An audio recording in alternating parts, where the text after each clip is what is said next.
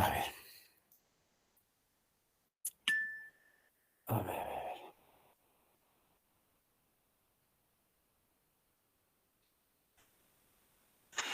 Ya, ya.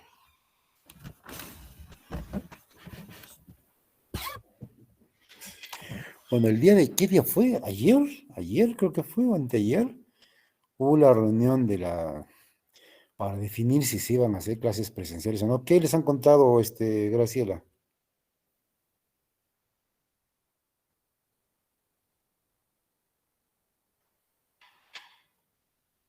¿Está Graciela? Doctor, Todavía no ha soy venido. Esther. O Esther, perdón, Graciela es En la la chica reunión, de fisiología. Ajá, ¿qué te han contado?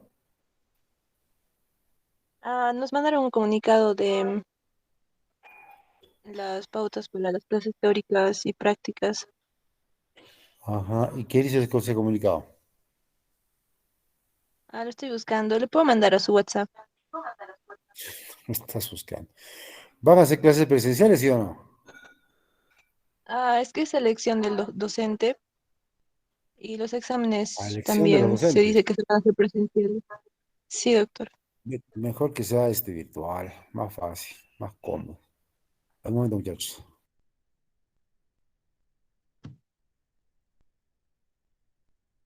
Doctor, y las rotaciones, esto no hay un permiso oficial para el MINSA, pero va a depender del docente si nos permite, porque tampoco es que está muy prohibido.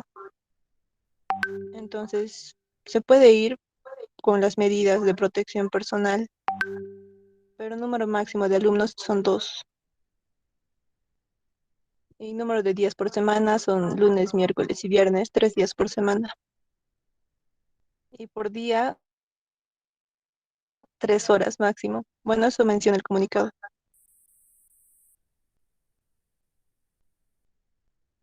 Y doctor, en caso de no poder hacer la rotación presencial, las rotaciones virtuales es lo que se está manteniendo. O sea, todo está igual, ¿no? Sí, doctor, Va. solo con la opción de poder hacer presencial. Bueno, me mandas más tarde Estercita, me mandas la lista ¿qué se llama? La lista de los grupos de rotación que van a contratar otro colega o no. ¿Qué te han dicho? Doctor, la presidenta mencionó que el doctor Santiago le dijo a usted que nos diga si un doctor podría apoyarle y ya con eso, mandarle la invitación a ese doctor. Pero no le van a pagar nada. Está un poco complicado. A ver, un momento, muchachos.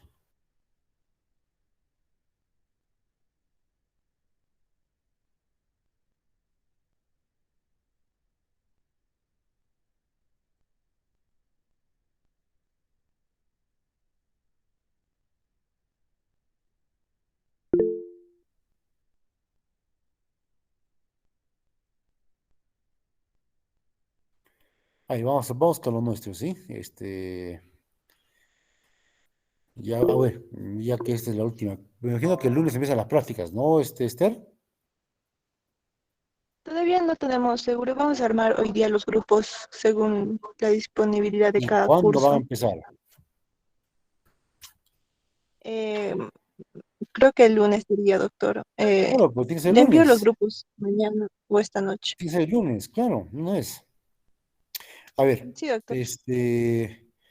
¿qué han quedado por fin Buenas para la tardes, práctica? doctor. Entiendo que en el Seguro Social no va a haber práctica presencial, ¿no es cierto? En el de salud está prohibido, doctor. Eso, esos maricones. ¿Y en el MINSA está normal o cómo es? ¿Qué saben del MINSA? No está absolutamente prohibido, pero no hay un permiso em, Bueno, que a ver, nos diga. muchachos, a ver, va a ser así, ¿ya? Yo les voy a contar. El día lunes yo les voy a contar a qué hora va a empezar la práctica. No sé cuántos grupos se armen, vamos a ver que un otro colega nos ayude en la práctica, pero los que van a estar conmigo por lo menos, pueden hacer práctica presencial, vengan al hospital, claro que sí, vengan, estás con tonterías hoy. Se abren los restaurantes, se abren los estadios, todo se abre menos la educación. No joroben, pues, no puede ser así. Qué barbaridad. Entonces, si de mí depende, por favor, los que quieran, es base voluntario. Lo que te dije a ti, Esther, al inicio. 2 personas por día, porque no puede ser mucha gente. 2 personas por día, si quieren, van al consultorio del Hospital Regional del Cusco, a endocrinología. Ahí los espero yo. Dos, ¿de acuerdo? Requisitos para que vayan: 3 vacunas, tiene que tener sus 3 vacunas, su mascarilla N95, una KN95 y su mandil. Es todo lo que les pido. Dos Doctor, los personas. que Ya, así llevan que por segunda vez, ¿van a los que rotar? llevan por segunda vez también, porque los que llevan por segunda vez nunca han hecho práctica presencial. Está bien, doctor. Claro, sí que también entran ellos. No han hecho práctica presencial. ¿Ya? Ya, muchachos, bajo esa, ojo, es voluntario. Primera regla. Segunda regla: 3 dosis de vacuna. Que tiene dos vacunas, fuera. Y número 3, con su KN y su mandilito. Si pueden conseguirse esos EPPs, ustedes han escuchado unos EPPs que distribuyan acá en los hospitales, que no sirve para nada, ¿ya? ¿De acuerdo? No sirve para nada. Un EPP por ahí, para que lo usen, por si acaso, cuando vayamos por piso, hay colegas que se ponen, hay colegas maricones, pues, no, tiene que estar todo bien protegido, como si el EPP protegiera algo. No protege ni miércoles, lo único que protege es la mascarilla de un ambiente ventilado y la vacuna. Los demás no protege, no sirve en absoluto. El scrap, ese mandilón, lentes, eso no sirve. Y sirve la mascarilla y la vacuna y un ambiente ventilado y poca exposición, ¿ya? A una pandemia que está de salida. Así que esas son las condiciones, les repito, solo 2 personas por grupo, 3 dosis de vacuna, cualquiera, si quieres AstraZeneca, cualquiera, y tu mascarilla y tu mandil, nada más les pido, ¿ya? Y es voluntario por si acaso, el que quiere va, el que no quiere no va.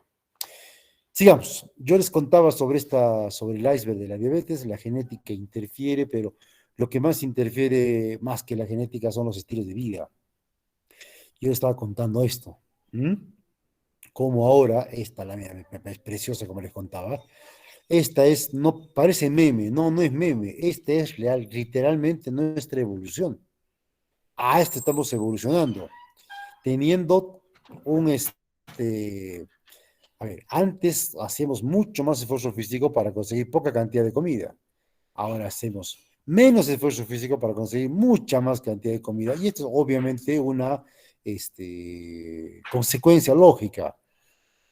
Y parte de esta consecuencia lógica tiene que ver con la teoría del fenotipo y genotipo ahorrador, que les contaba que se desarrolló, es una teoría, cuando éramos cavernícolas, cuando éramos cazadores y recolectores. Ahora pues es tan fácil conseguir comida, es fácil engordar. La gordura se transmite a través de las costumbres entre padres e hijos. Se transmite. Esta es una imagen lamentablemente común. Este es común. Chicos que engordan porque no salen a la calle. La obesidad infantil es un problema de la salud pública. Cada vez tenemos más chicos obesos, chicos panzones, cada vez más. Y vean cómo evoluciona la obesidad infantil. ¿Ah? Incluso en adultos. Cada vez tengo más panza, más panza, más panza, y si se dan cuenta, la lordosis lumbar tiene que ser más prominente y más prominente, con problemas en la columna posteriores. Esto se asocia a pie plano, esto se asocia a genuvalgo, sin contar ¿cómo les explico? El bullying que sufren los chicos que tienen obesidad es algo lamentablemente frecuente. ¿Mm? Ya, aparte de eso, la obesidad, perdón, la diabetes te puede fastidiar por tener obesidad, y mientras más joven eres obeso, peor es el pronóstico. Ya. ¿Por qué hay obesidad? Ya, yo les contaba que tenemos un exceso de comida, etcétera. Yo quiero que tengan un concepto claro que siempre repito a todos los alumnos, a todos los pacientes, perdón, y ustedes lo ven van a ver en la consulta. No existe comida sana. Saquen ese concepto, disculpen, estúpido de la cabeza. No existe comida sana. Eso no existe. Es culpa, ¿a qué le echamos culpa? ¿Por qué hay obesidad? ¿Qué cosa dice el común de la gente? No, la comida chatarra, ¿no? La gaseosa, la comida chatarra, esto, mira la gordura. Mi quinoa no, eso no engorda, la papa no engorda, el arroz no engorda, no, no, lo que engorda es esto. Esta es comida mala. La carne. Y si yo como menos carne, tengo menos diabetes. Esa es una soberana estupidez. Así, ¿ah? Soberana estupidez. La gente tiene que aprender a comer. Les cuento, por ejemplo. Lo que nos interesa en este momento es saber que la cantidad de comida que ingiero, si la cantidad de comida que ingiero es mayor que la cantidad de calorías que gasto, si las calorías que ingiero son mayores que las que gasto, las voy a acumular. Y las voy a acumular como grasa. Ya les conté cuál es el mecanismo. Las acumulo como grasa. Toda comida vegana es harinas. Toda comida vegana es harina. Si es harina, ¿qué cosa es? Es pues calorías. Y si hay un exceso de calorías, va a ser peor, pues. Un momento, muchachos.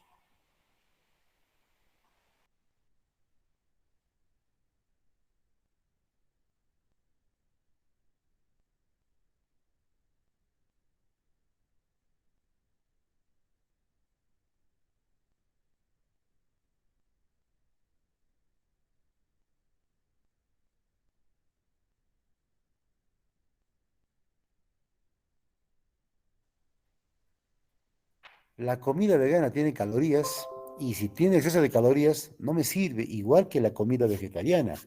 No existe comida sana. Pues a mí me da risa y en parte bronca cuando vemos, vale, en el Perú, acá en Latinoamérica somos campeones en gastronomía, ¿no? Esta es comida sana para mucha gente. Perdón, esta comida en exceso es dañina. Una causa, por más que esté hervida, a un arroz con pollo, a un ají de gallina, de todas las comidas que tenemos, la más sana será pues esta, sana porque es hipocalórica. El ceviche, pues, donde ese camote está absolutamente de más. El ceviche, pues. No, pero la comida cusqueña, ¿no? Lo que mis pacientes me dicen, no, el cuy es sano. ¿Quién te ha dicho que el cuy es sano, ah? Cuando tú te comes un cuy al horno, ¿cuánta grasa tienes en las manos? Te comes un montón de guatia o papa, o sea, es un montón de calorías. El chicharrón, el lechoncito de noviembre, el chiriucho que viene ahora en Corpus Christi, el chicharrón de todos los días, sin ir lejos. Quinoa, moralla, mote, choclo, son alimentos calóricos.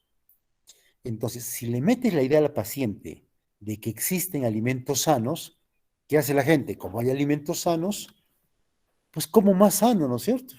No, yo como sano, mi quinoa, mi pizca de quinoa, o mi papita, mi yuquito, mi mote, mi choclo. Oye, si en esas cantidades, si ese alimento tiene más calorías de la que necesitas, vas a hacer obesidad y vas a hacer diabetes. En buen cristiano, no existe alimento sano, no existe. El alimento sano es aquel que se consume en menor cantidad. Por eso ese disparate de 5 comidas al día es eso, un disparate. ¿A quién se le ocurrió? Actualmente existen muchos estudios sobre la famosa dieta mediterránea, que es dieta sin carbohidratos, la dieta cetósica, sin carbohidratos. O también estudios sobre el ayuno intermitente, ¿no han escuchado ustedes? ¿Qué significa ayuno intermitente? Solo 2 comidas al día. Por ejemplo, desayuno y almuerzo. ¿Y no cenas? ¿A qué hora almuerzas? 2 de la tarde. ¿A qué hora desayunas? 8 de la mañana, ya. Desde las 2 de la tarde hasta las 8 de la mañana no pruebas nada. ¿Cuántas horas de ayuno son? ¿Cuántas horas de ayuno son? Son más o menos, ¿cuánto? 6 más 12, 18 horas de ayuno. Y lo repites intermitentemente día a día. Ese es el ayuno intermitente. Esa dieta funciona. ¿Y por qué funciona? Funciona para evitar obesidad. Funciona como terapia en diabetes. ¿Cómo funciona? Pues simplemente porque aportas menos calorías, porque comes menos. Esa es la clave. Comer menos. Entiendan cómo debe ser la dieta para no engordar, para que mi glucosa sea normal, y cómo debe ser mi dieta cuando quiero evitar este tipo de enfermedades. Entonces, lamentablemente, con las costumbres gastronómicas que tenemos, encima salió un chiflado que dijo 5 comidas al día y todo el mundo le cree, ustedes entenderán pues el por qué tenemos una explosión de obesidad. Es la pandemia de siempre, ya es endémica la obesidad. Cada vez hay gente más gorda, cada vez más, ¿eh? Cada vez más. A ver, La obesidad, es que soy gordito, nada más, el gordito bonachón. No, la obesidad es una enfermedad. Yo no soy gordofóbico, por si acaso, es una enfermedad. Vean esto. ¿De qué te puedes enfermar si eres obeso? Aparte de la obesidad, te puede dar diabetes, te puede dar un DCB. Hay más DCBs acá en la altura que infartos de miocardio. ¿Dónde está acá? ¿Dónde veo infarto de miocardio? Que no lo veo. Acá, infarto de miocardio. Es más frecuente los accidentes cerebrovasculares, o cáncer de endometrio, o cáncer de colon, o cáncer de mama, osteoartrosis o osteoartritis. Ya. Acá no figura, no sé si tengo acá una lámina para querer mostrarles, no figura. La obesidad ha significado una bomba de tiempo mientras teníamos el COVID. Chicos, en la primera ola, allá en junio, en junio del 2020, era triste ver el espectáculo en el hospital de tanta gente que se moría con el COVID, todos de miedo en el hospital, y mucha gente se morían, eran gordos, personas jóvenes, colegas gordos, COVID, y varios se han muerto. Ustedes recuerdan que el COVID, por si acaso, no es una neumonía, sino es una neumonitis, eso ya lo sabemos ahora. O sea, hay un proceso inflamatorio en el pulmón, secundario a la infección viral. Y ese problema neumónico, esa neumonitis, esa inflamación, es más acelerada, es más intensa, es más fuerte en un sujeto obeso. La obesidad implica acumulación de lípidos, acumulación de adipocitos que crecen más y son más. Y los adipocitos generan factores inflamatorios, sustancias proinflamatorias, por ejemplo, factor de necrosis tumoral, etcétera, etcétera, interleuquinas, etcétera. Entonces, cuando viene una inflamación tipo COVID, pues el paciente obeso es más propenso a hacer inflamación severa y sistémica, neumonitis. Oye, y así se nos ha muerto un montón. Entonces, por favor, está bien que la gente común y corriente lo diga, pero un médico nunca puede decir, y menos un estudiante de medicina, que la obesidad no es una enfermedad. No, ¿por qué son así con los gorditos, gordofóbicos? Es la peor estupidez que he escuchado. La obesidad es una enfermedad y mata y se transmite. ¿Y cómo se transmite? Comiendo sano. Vean lo importante que es eso. Entonces, obesidad y diabetes son enfermedades, vean, les muestro esta gráfica, esta siempre me gusta mostrarles. Causas de muerte según la OMS para todo el mundo, esto fue todavía hace 12 años, pero sigue siendo casi lo mismo. La pandemia está viniendo, se está yendo la pandemia y esto sigue igual. Principal causa de muerte en el mundo, enfermedades cardiovasculares o cardiopatía isquémica, estas dos, 14%. Infección, neumonías, esto que afecta principalmente a los adultos mayores, EPOC, ya. Diarrea, esto todavía en el África, subsahara, y en Latinoamérica, por ejemplo, países pobres como Perú, por ejemplo, todavía hay niños que se mueren con diarrea. VIH, gente que no accede al targa, y el VIH puede ser una causa de muerte. Cáncer de abajo todavía está el cáncer. Y por ahí aparece diabetes, que genera igual de muertes que el cáncer. Pero no existe, por ejemplo, hay una empresa hay un hospital de enfermedades neoplásicas. ¿Mm? ¿Hay un hospital de enfermedades diabéticas? No, y esto es con lo que más podemos reducir mortalidad. Estamos casi igual que el cáncer y encima les cuento, ¿ah? La diabetes y la obesidad se pueden asociar a enfermedades cardiovasculares y cardiopatía isquémica, por supuesto. Y tienen relación estas enfermedades con la diabetes, resistencia a la insulina. Entonces podemos decir que la resistencia a la insulina y enfermedades asociadas son la principal causa de muerte en todo el mundo. ¿Qué COVID ni qué ocho cuartos? O sea, obesidad y diabetes, sobre todo diabetes, es una enfermedad frecuente, cuya frecuencia está aumentando, que es discapacitante y que es mortal. Es que es mortal. Y cada vez hay más personas con diabetes. Este es un cuadro que siempre lo muestro. ¿Está desfasado? No, no está desfasado. Me sirve para contar lo siguiente, que en el año 96 ya se encontraron en el mundo 110 millones de diabéticos y se programaban o se esperaban que hubieran 240 para el 2010. Cuando llegó el 2010 habían 300 millones de diabéticos en todo el mundo. O sea, los pronósticos más sombríos quedaron cortos ante la realidad. En el mundo, en nuestro continente también, en Latinoamérica, el 2010 esperábamos 24 millones de diabéticos, para el 2025 esperamos 65 millones, actualmente en 2022 ya estamos pasando los 60 millones, vamos a pasar esa cifra. Los peores pronósticos han sido superados por la realidad. Eso me dice este gráfico. Si está ocurriendo eso en Latinoamérica, ocurre pues también en el Perú, ocurre en todo el mundo, en todo el mundo. La cantidad de personas con diabetes está aumentando, aumentando, aumentando. ¿Y dónde hay más? Sí, hay más en Norteamérica.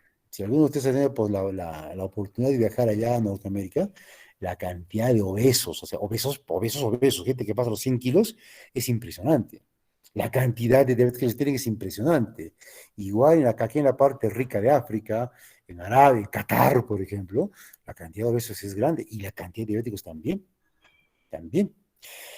Yo que tenía un cuadro que no les he mostrado. En el Perú también. Voy a buscarlo. Déjenme ver si por acá lo tengo. Voy a buscarlo. A ver. ¿Están viendo lo que estoy presentando? Sí, doctor. Ya, no se aburren, chicos. Ya va a acabar la clase. Ya falta una hora nomás. Tranquilos. A ver. Quiero buscar algo. Tiene una lámina. Estas mis láminas se me han desordenado por la pandemia que será, pues. A ver. Déjame ver si aquí tengo una lámina que quería mostrarles. La diabetes es una enfermedad fácil de diagnosticar y se han hecho varios estudios peruanos para ver el impacto de la diabetes, la prevalencia de la diabetes, por ejemplo, cosas así. A ver, un momento, muchachos, quiero mostrarles, que no lo logro encontrar.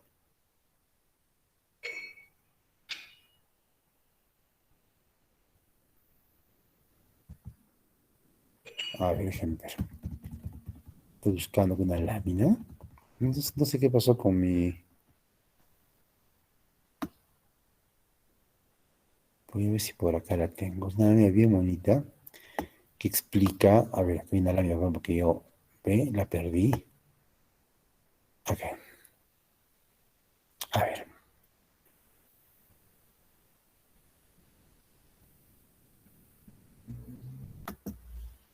A ver, voy a copiar esto. ¿Por qué no lo tengo en esta presentación? A ver, esto va acá. Vamos al 29. Vamos al 29. Acá, estamos acá. Y les quiero mostrar esto. A ver, el destino. Oye, ¿están viendo la lámina? Sí, doctor. Sí, doctor. Perfecto, chicos. Genial, cañón. Sí, doctor. Hace mucho tiempo se hizo aquí en el Perú este estudio.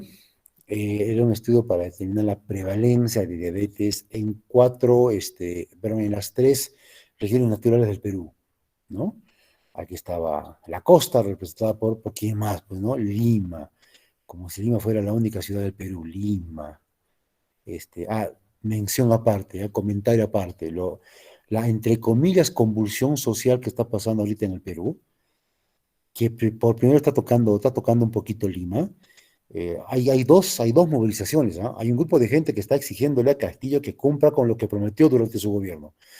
Y otra manga de conchudos que están pidiendo vacancia. Eso es otra cosa. Son dos cosas diferentes por si acaso, ¿eh?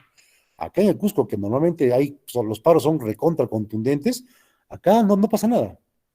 Porque acá la gente entendió que el problema no es Castillo. Castillo lo que tiene que hacer es hacer cumplir lo que prometió con lo que llegó al gobierno. Es bueno hablar de política siempre, porque ustedes van a ser adultos, son adultos, y hay que saber lo que pasa en nuestro Perú. ¿Cómo es posible que seamos el único país de Latinoamérica que no tiene ley antimonopolio? ¿Cómo? ¿Cómo? Vamos a ir al mundial y sin embargo tenemos, bueno, esperamos que vayamos al mundial y sin embargo no tenemos ley antimonopolio. Y si ponen la ley, van a ver, si ponen la ley en el Congreso, no va a pasar, no va a pasar. Con ese congreso de delincuentes, no va a pasar. Mención aparte. Entonces, como les contaba, ¿no? La diabetes, vamos a hacer cosas de Lima, pues Lima, representante de la costa, bueno, Piura, de la Sierra Huaraz y Tarapoto en la selva. El estudio fue hecho el año 97. El doctor Segundo Seclén hizo este estudio. Un buen endocrinólogo piurano, él trabaja actualmente en Lima, que para variar. Ya. ¿Quién encontró ese estudio? Vean lo que encontraron. Aquí les voy a contar una cosa bien interesante. Hay más diabetes en la costa que en la sierra. Hay más en la selva que en la sierra. Conclusión. La altura afecta a la diabetes. Y ustedes van a escuchar mucho sobre eso. ¿Ya? Esa es la tesis de Cayetano. Y yo, alguna vez yo les pregunté más de una vez, oye, ¿pero qué tiene que haber altura? Y me mostraban, ¿no? No, pues es que en la altura, que hay más consumo, menos consumo de oxígeno, entonces hay más glicólisis y por eso baja la glucosa y bla, bla, bla. Y efectivamente, cuando comparabas poblaciones de altura de la sierra y de la costa, tú tenías más diabetes en la costa que en la sierra. Esto que ven acá es verdad. Pero no me digas la altura. En el año 97 el desarrollo urbano que tenía Huaraz era pues nada comparado con el desarrollo urbano que tiene Lima o Piura o cualquier ciudad de la costa. Es más común en la costa encontrar comida que en la sierra. En aquella época era así, era así. Igual pasaba acá. ¿Qué cosa planteamos alguna vez en alguna discusión? Yo les hice una pregunta con la que creo que desnudé esa teoría. Si la altura es un factor de riesgo para hacer diabetes, ¿por qué hay más diabéticos en México que en Lima? ¿Por qué hay más diabéticos en Bogotá que en Lima? Explíqueme, es que es una altura diferente. No me supieron explicar. Ya, es una pregunta simple nada más. ¿Por qué en Ciudad de México hay más diabetes que en Lima?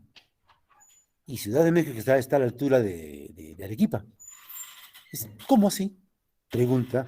Entonces, ¿cuál es la contrateoría de algunos colegas que nos formamos en San Marcos? La altura no tiene nada que ver. La altura no tiene nada que ver. O sí tiene algo que ver, pero en forma indirecta. Y ahora les voy a contar esto. Hicimos este estudio. Hice este estudio. Esta fue mi tesis de maestría, les cuento. Comparé prevalencias. Yo no sé por qué, yo se los digo ahora, muchachos, por qué el MIME no autoriza o no quieren autorizar estudios de prevalencia. ¿Qué nos está pasando? Esto es lo que tenemos que hacer. Vean este estudio de prevalencia que yo hice todavía el año 2005, caracho, hace, ¿cuándo? 17 años. ¿Ah? Comparé diabetes, hipertensión y obesidad en dos poblaciones que tienen casi, casi la misma altura. Por lo tanto, la altura ya no era un factor de estudio. Poblaciones de la misma altura. Y encontramos esto en Huancarani. ¿Conocen Huancarani? No está medio camino de Paucartambo. En Huancarani hay menos diabetes, menos hipertensión, menos obesidad. La pregunta es, ¿y por qué? La altura, no, solo es la misma altura. Huanchac y Huancarani están prácticamente en el mismo piso ecológico. Acá no tiene la altura. Entonces, acá viene la teoría. ¿Por qué hay más diabetes en Huanchac que en Huancarani? Seguramente muchos de ustedes ya tienen la respuesta. Este es Huancarani. ¿Ya? Una de las cosas que me encanta mucho de nuestra universidad, es el internado rural, que no sé por qué lo suspendieron. Yo a veces veo cobardía, caramba, para tomar ciertas decisiones. Eso nunca se debió suspender. A ver, ¿cómo es posible que ahorita el hospital regional no tenga internos? No hay internos, no hay internos. Cuando empezó la pandemia, ¿quiénes se retiraron del hospital? Los internos. Y los médicos, estábamos en el hospital, oye, gente que pasa los 50, 60 atendiendo COVID, siendo población en riesgo, colegas atendiendo COVID, más de uno se fue.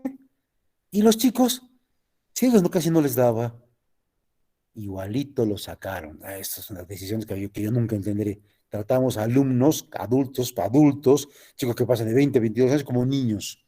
Cuando lo que hay que aprenderle, ¿quieren chicos venir? Bienvenidos. ¿No quieren venir? Quédense en la casa. Nadie les obliga, vengan. En fin, el internado rural no se debería perder, es una muy bonita experiencia, cuando la lleguen a hacer van a ver de lo que estoy hablando. Huancarán, y acá la gente haciendo su faena, ellos no viven acá, ellos viven acá atrás. Para irse de la casa al trabajo, caminan un montón. Para ir de la casa a la escuela, caminan un montón. Fotos de Huancarani. Por favor, doctor, cuando dice el internado rural, aquello se llama medicina comunitaria, no el internado rural.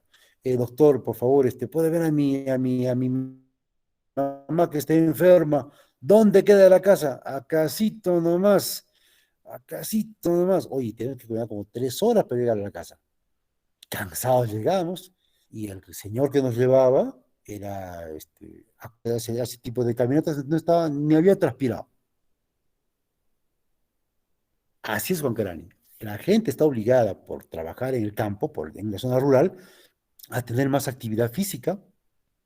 En cambio, ¿qué cosa pasa en la costa? ¿Qué cosa pasa en la ciudad?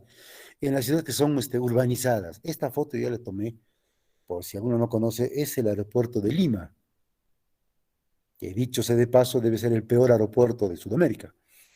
Este aeropuerto, esta grada, perdón, esta parte transporta de la zona de Canter a las salas de embarque. Esta es la grada mecánica que sube, esta es la escalera, perdón, la que baja, esta es la escalera mecánica que sube, y esta es la grada común y corriente que tienes que mover tus piernitas para poder subir por acá. La foto es elocuente. Nadie quiere usar sus piernitas para caminar por acá. Nadie. Es que tienen equipaje. No, hay mucha gente que está sin equipaje y no suben por acá. La ley del mínimo esfuerzo. Hospital Regional, 7 de noviembre del año 2022. Las enfermeras, perdón, y colegas están parados en el ascensor, en el primer piso, esperando que el ascensor baje para poder llevar al quinto piso, al cuarto piso, no, al segundo piso, al segundo piso. El ascensor en los hospitales son para los pacientes, no es para el personal. Es para los pacientes, para llevar las comidas, los carros de comida, las camillas, es para eso, el balón de oxígeno. No es para el personal. Y la gente utiliza. Oye, si solamente vas a ir al segundo piso, ¿por qué te pones en el ascensor? Y encima esperan, ¿ah? Están en el quinto piso, esperan, mientras va bajando, esperan, prefieren esperar. No quieren mover los piecitos. O sea, cada vez hacemos menos actividad física acá en las zonas urbanas comparada a las zonas rurales. Entonces ustedes pueden entender por qué tenemos tanta obesidad en las zonas urbanas. Entonces regreso a este estudio. Acá, aquella vez en Huaraz, había menos transporte público que en Lima, había menos pizzerías y pollerías que en Lima. Eso explicaba por qué en Huaraz había menos diabetes que en Lima. No era la altura, era la menor urbanización de las ciudades de altura. Algo relacionado a la altura, pero no la altura per se. ¿Están entendiendo ese detalle? A ver, tengo acá una foto que quiero mostrarles. Pues, vamos a construir mis láminas. Yo quiero que ustedes, pues, a ver, ¿dónde estamos? Estamos acá. Les voy a mostrar otra foto, ¿ya? Tengo fotos perdidas, las estoy recuperando con ustedes. A ver. Ya. No se están aburriendo, ¿no? Que con ustedes todo es posible. 33. No, doctor, sí No, estamos. doctor. Están hasta No, acá se doctor. escucha el bostezo. Está interesante, Hasta doctor. acá se escucha el bostezo. A ver. Esta foto también me parece espectacular, ¿eh? Les voy a mostrar. Lo que quiero es mostrarles un punto de vista no diferente, quiero mostrarles la verdad. Dejen de estar engañados. 5 comidas al día, ¿quién carajo? Disculpe, ¿no? ¿Quién dijo eso? ¿Quién dijo eso? Esta foto es espectacular. McDonald's llegó a África, esto lo vi en un meme. Qué bacán la foto, preciosa. Es que la comida chatarra, no jodes con eso, oye. La papelada te engorda, te cuento, ¿ah? El chuño te engorda, te cuento, ¿ah? Una sopita de chuño con su cordito, engorda, pues. ¿Qué pensabas? ¿Que no? Pues mucha gente que come lo que llamamos, entre comillas, comida sana, vive en la ciudad, usa el transporte público, casi no se mueve, y luego se pregunta, doctor, yo no sé por qué engordo, así viene a la consulta, doctor, yo no sé por qué engordo, yo no como carne, ¿viste? Y entre mí, ay, Dios mío, ¿quién le ha dicho, señor, que la carne engorda? O mejor dicho, que la carne es lo único que engorda. ¿Quién le ha dicho? Es la consulta en el hospital y en el consultorio privado. Es una lucha constante con todos los pacientes para poder enseñarles, oye, que toda comida te engorda. Oye, toda comida te engorda. A ver, déjame, estoy buscando acá otra foto. No la tengo, caramba, es que pena. Ay, no, la tengo una foto bien preciosa. Una diapositiva que yo me la inventé. Déjenme, te lo estoy buscando. Sí, tengo esta por acá. Ay, con fe, con fe no está. Una vaina. A ver, vamos a ir por otro lado. Vamos a ir por otro lado. A ver, les vamos a mostrar algo así. Estoy pensando postularme, le cuento chicos, a la alcaldía de Huanchac. Obviamente no van a votar por mí, por supuesto. Este, pero porque mis propuestas serían, primero erradicaría a tanto borracho, gente que para paseando a sus perros, cagando en toda la ciudad. Y los metería presos, no, medio club se me viene encima. No se puede medir. A usted loco. A los nos gusta en esta ciudad con caca de perro por todo lado, nos gusta así, a los costeños les gusta vivir así. A ver, les voy a mostrar esta fotito, ¿ya? Déjenme, vamos a acercar un poquitito. Ya.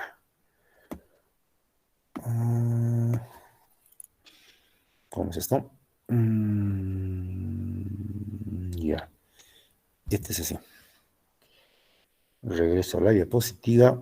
Estamos acá. A ver. Yo y esto, por ejemplo, mira, si fuera alcalde, por si acaso nunca voy a lanzarle, por supuesto, esos ociosos, esos. Hay muchas cosas que hacer. Ven esta foto, ¿ya?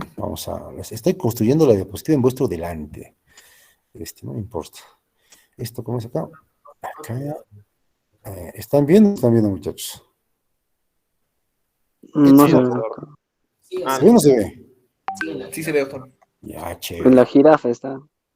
Estamos en la jirafa, Sí, ¿sí? todavía sí. Ahí. Sí. Ah, ¿sigue en la jirafa? Bueno, no siempre se obtiene lo que se quiere. A ver. Ya, ya. Ahí vamos a ver, vamos a controlar un poquito esto. Pues.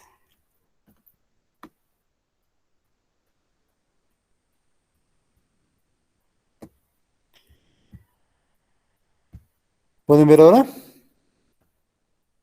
No, doctor, no ha cambiado. No, doctor. ¿Sigue en la jirafa? Sí, doctor. Oye, no, no, a ver, vamos a ver. ¿Y ahora? Quizás, nada, doctor. Quizás Usted tiene que Doctor. compartir la tiene pantalla. que volver a compartir otra vez. No la estoy compartiendo. A ver, vamos a ver. Vamos a ver. Dejo de compartir. Vamos a volver a compartir. Estamos acá. Ya. Ahí está. La jirafa de nuevo. Ahora sí pueden ver. ¿Sí? Sí, doctor. Ya está. Google Maps, ¿ah? Google Maps. Ahí está Google Maps. Esta que ven amarilla es la Avenida Cultura. ¿Mm? Aquí está el hospital regional. Aquí está por acá arriba otra universidad. Hospital regional. ¿Mm? Aquí está la clínica Max Salud. Ya, ubíquese, ¿ya? Este es el Cóndor Apuchín por acá. Sube si llegas al paradero de Marcavalle. No, perdón, hay un paradero acá en Inca Motors por la Cusqueñita. Marcavalle. Hay un paradero acá. Luego hay otro paradero acá no han pasado ni 150 metros, y hay otro paradero acá frente a ¿cómo se llama? Magisterio. Un poquito más acá está el paradero del mall, por acá, en el mall. El mall es este, acá en ese mall. El mall. Luego hay otro paradero por acá que es Manuel Prado, y otro paradero acá que es el Hospital Regional. O sea, en menos de 500 metros hay 4 paraderos. ¿Qué te parece? Ya, y si yo fuera alcalde, ¿saben qué cosa haría? El paradero de Magisterio lo vuelo. No caminen, carajo, no fastidien. Y te pongo paradero pues en el mall, ya. Y del mall hasta el hospital regional. Y el paradero de Manuel Prado, no me fastidies. No hay paradero, caminen, caracho. De paso que el tránsito sea más fluido. Camina, pues. A ver, si yo hiciera eso de alcalde, ¿creen que alguien votaría por mí? Nadie, pues. Nos quiere hacer caminar. Está loco. Está chiflado. Si puedo hacer un paradero cada 10 metros, mejor. ¿O no? ¿O no somos así? Mientras más urbanizados estamos, entre comillas, menos esfuerzo físico nos gusta hacer y nos acostumbramos. En Paucartambo hay algún ascensor, no hay ascensor. Hay buses, no hay buses de transporte público, tienes que caminar por la ciudad. Por eso hay menos diabetes allí. Por eso hay menos diabetes ahí. Entonces, no me diga que McDonald's, que la gaseosa, no, cholo, es lo que tú comes de más, tu papa rellena, tu ají de gallina, tu guatia, tu pizca de quina, que tú dices que es sano, pero igualito te dispara el azúcar, te dispara la insulina, y encima no quieres moverte. Lógico, pues. Por ejemplo, a ver, esta foto. ¿Saben quién es esta foto? Pero un docente de la UNSAC, viendo viendo la tele. Este es el fin de semana de muchos de vuestros docentes y de muchos de ustedes seguramente. Por eso ahí tenemos más diabetes, pues.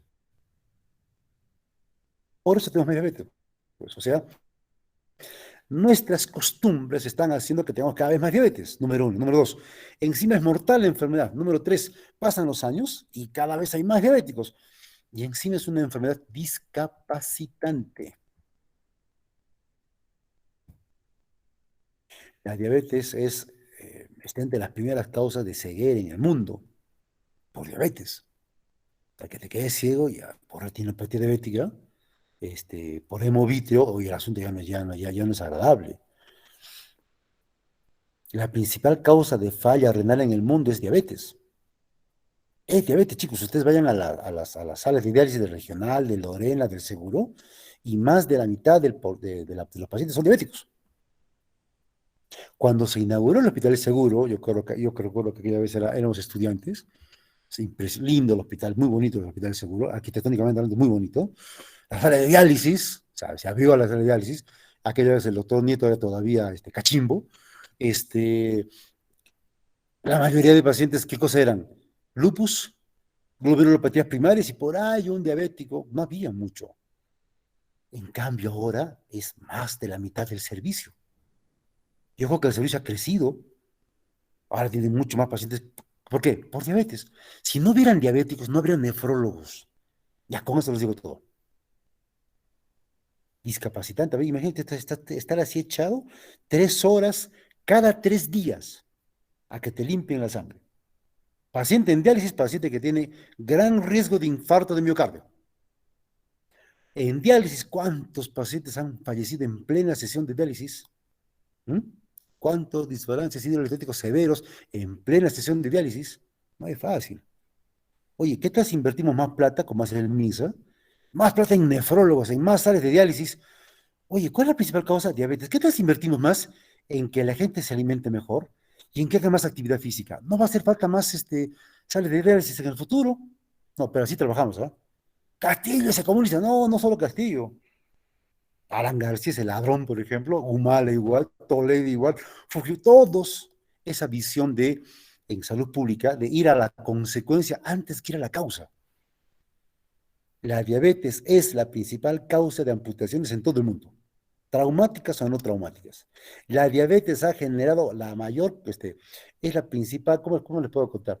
Ha causado más y sigue causando más amputaciones que todas las guerras juntas, incluida la guerra de Rusia-Ucrania, incluida, que todas las guerras juntas. Este es el común en el hospital regional. ¿Cuántos pacientes tienen así? Ya le amputaron la pierna y está peleando para que no le amputen la otra. Ya le amputaron los dedos. Así ocurre. Y es triste. Es triste. Que un paciente que, doctor, viene con su pie, esta foto del hospital regional, esta foto de internet, este es del hospital regional, viene con su pie así, horrible, ojo, apesta peor, se huele peor de lo que se ve. Oiga, señor, por la sepsis, oye, hay que amputarle. Y el paciente, no, doctor, no ampute. Prefiero morir. Y se muere. Sin el pie amputado, pues se muere. Y la gente que pues, ampúteme, pues te sabré la vida. ¿Usted se imagina si ustedes chicos se ponen tristes cuando se rompen una uña? Imagínate lo triste que te vas a poner cuando te amputan una pierna o un dedito. Debe ser una experiencia muy, muy, muy traumática. Que pierdas algo de ti. Debe ser muy traumática. Ya, eso es diabetes. Eso es diabetes. ¿Recuerdan no sé, los chicos fuman, algunas chicas también? ¿Recuerdan o creo que todavía hay esta foto en las cajetillas de cigarrillos, chicos? ¿Los han visto? No, No, doctor. ¿no han visto esto? Sí, doctor. Claro, sí, sí. doctor. Ya, pues chicos. ¿Mm? Sí, doctor. Fumar causa infarto, se debería poner acá Comer en exceso causa infarto cerebral. Diabetes causa infarto cerebral. ¿Te imaginas poner esta foto en la puerta de la Cusqueñita?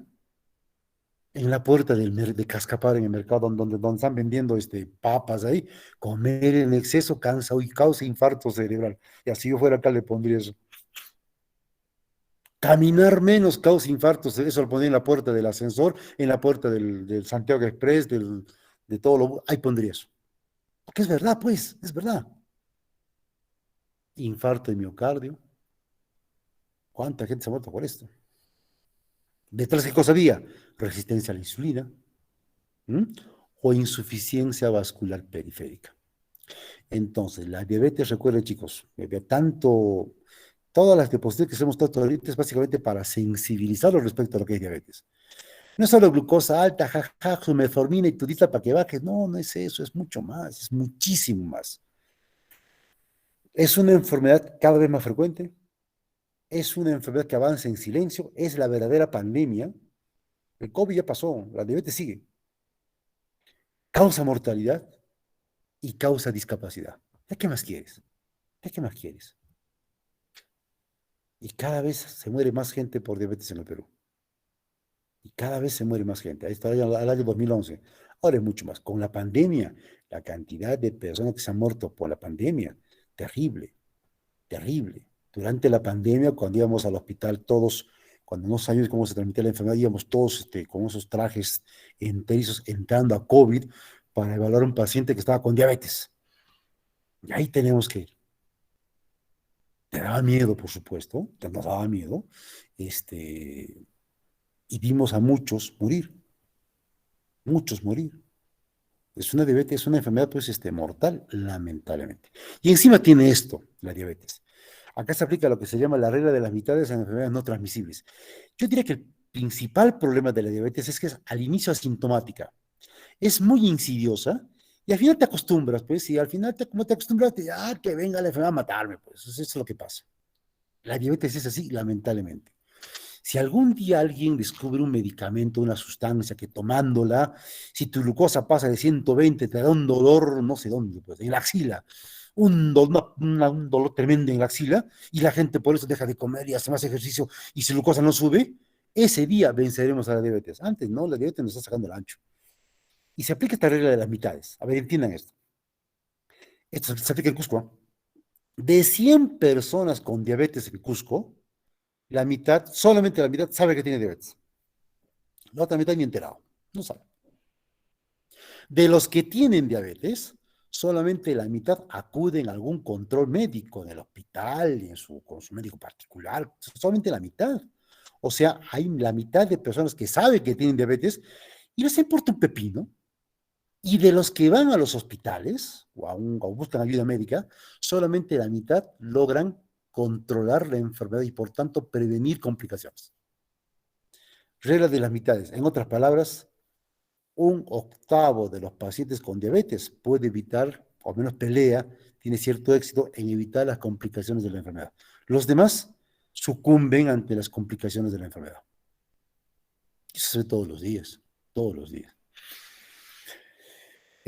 Una de las complicaciones de diabetes, por ejemplo, es la neuropatía diabética. Y el paciente con neuropatía diabética siente que los pies están adormecidos, menos hinchados. Ustedes alguna vez seguramente que están sentados en la taza del baño, estudiando, ¿no es cierto? Seguramente.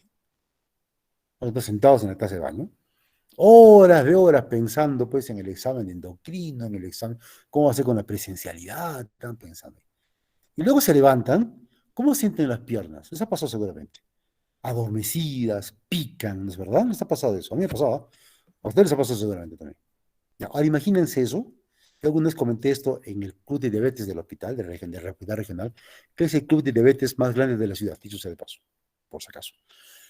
A ver, les preguntaba a los pacientes, levanten la mano, ¿quiénes sienten los pies adormecidos? Más de la mitad levantaron sus manos. Casi el 70% levantaron las manos. Pies adormecidos todo el día. ¿Qué cosas son? Pacientes que ya tienen complicaciones crónicas, ya tienen neuropatía, donde su calidad de vida ya bajó, ya bajó. Solamente la octava parte, la décima parte de pacientes pueden convivir con su enfermedad, evitando que ésta se complique. Mira lo complicado que puede salir. Ya. Porque esto es lo que ocurre, pues, vamos a, hay una pequeña repetición de lo que les contaba. Mientras más como, más sale la insulina para que el exceso de comida se pueda almacenar como glucógeno, como grasa, o para que los carbohidratos, pero mejor dicho, los aminoácidos se puedan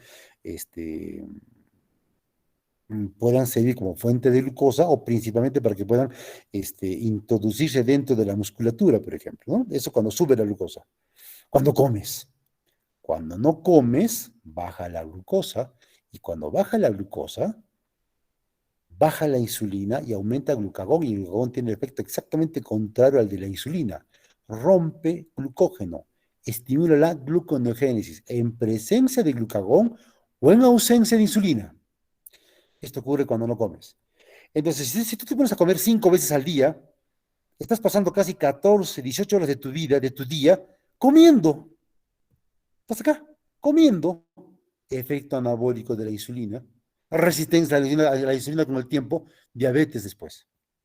Dejen de comer 5 veces al día. Cara. No sé en el hospital, los colegas acá, claro, los traumatólogos ahí, los internistas ahí, los veo. Ya vinieron comiendo, y a media mañana ya están en el cafetín. ¿Qué cosa? Comiendo. Las enfermeras igual, como no pueden abandonar sus servicios, están a las 10 de la mañana, tú andas al hospital regional a las 10 de la mañana y vas a ver un montón de técnicas de enfermería que están con su pan, que van a comprar pan, jamón, queso, mantequilla, leche. ¡Ah, su madre, cómo comen hoy! Y, ¿por qué comes tanto? Doctor, se debe comer 5 veces al día, eso es lo saludable, te dicen. Chaval, una gorda diabética, a la miche. Es una pelea, es una pelea quijotesca, yo diría. ¿Sabe qué es una pelea quijotesca, no? O sea, sé que voy a perder. Ahí digo y digo, no, no pasa nada, no pasa nada. Otra cosa de eso, ¿no? Hay muchos colegas, por ejemplo, acá, ¿cómo se terminó toda esta parte que es muchos colegas viven cerca del hospital regional, viven acá en Santa Úrsula, viven acá en, no sé, Mariscal Gamarra, viven en Manuel Prado, qué sé yo, viven cerca del hospital. ¿Cómo creen que van al hospital? En su camioneta, por supuesto, en su carro. Oye, no puedes caminar, está tan cerca, en su carro, en su carro.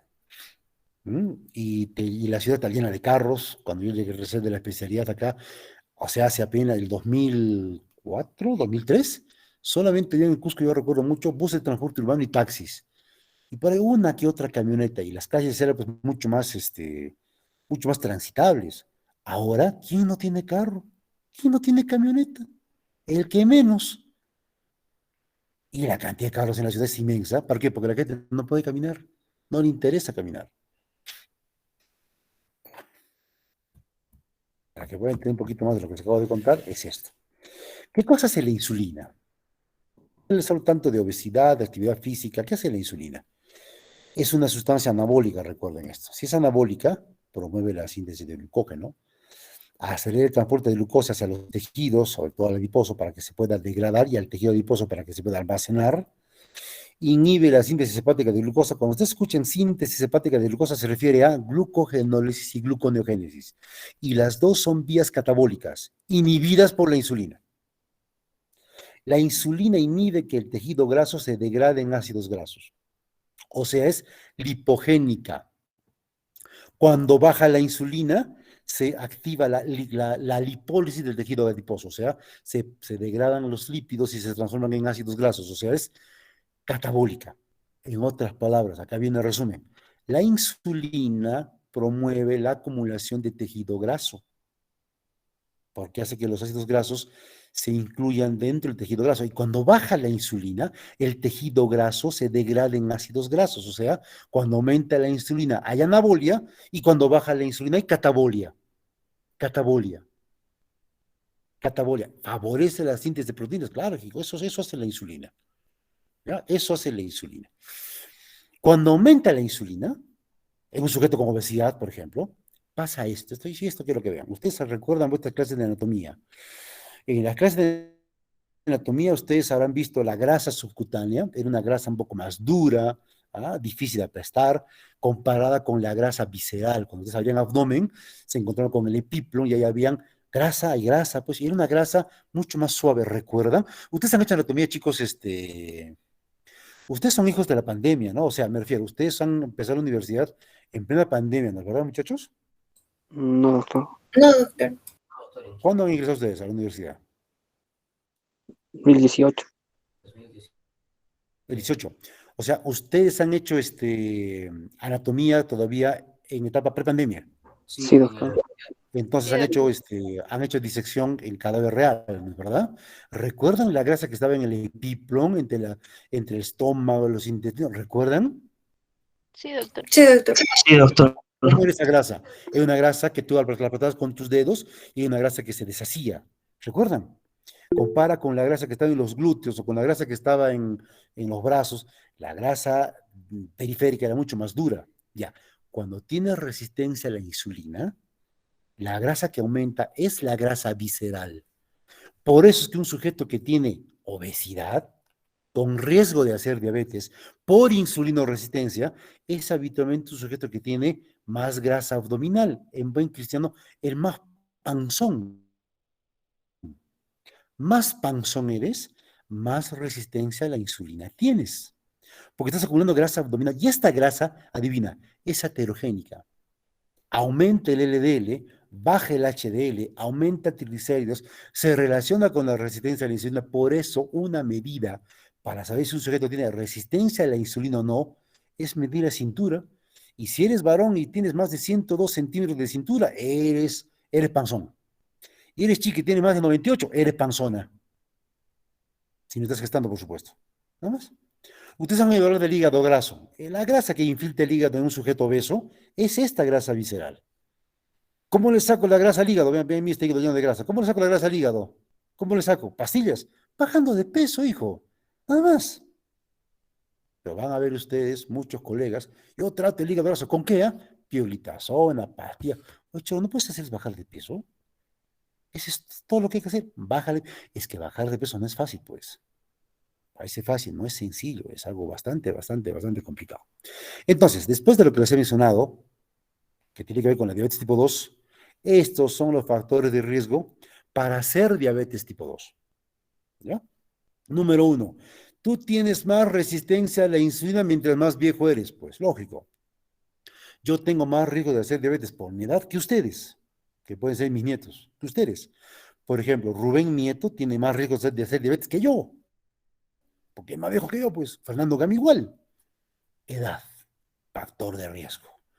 Obesidad, claro que sí. Ojo, no necesariamente obesidad abdominal me refiero, sino también el solo hecho de tener sobrepeso, un índice de masa mayor a 27, ya tienes riesgo de hacer diabetes. A ver, una foto que les voy a mostrar a ver, para que ustedes puedan...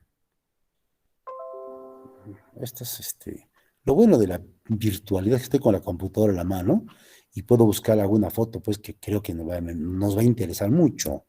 ¿Ah? Mira, esto los caballeros me lo van a entender mejor. A ver, vamos a ver. Se encuentra con una foto de quien estoy pensando. Ahí está. Ahí, este pato lo quería. A ver, vamos a usar algunos hechos conocidos por todos para que puedan entender algunos detalles. A ver, estamos acá, lo pongo así. Adivina, adivinador, vamos a ver. Estamos acá.